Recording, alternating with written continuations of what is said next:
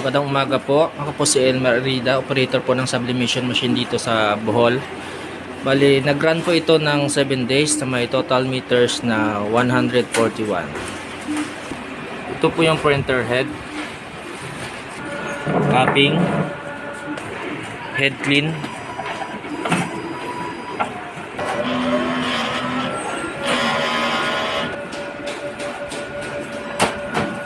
punasan po ang wiper at ang capping,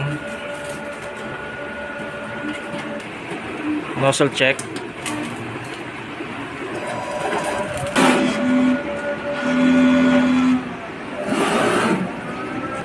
ink system po ay tama lang,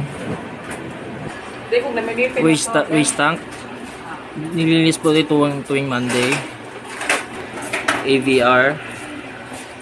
Andito naman po yung aming used ink, unused ink,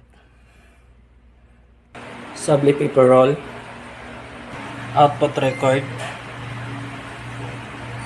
Andito naman po yung aming nagamit na CMYK. Ito po yung black, magenta,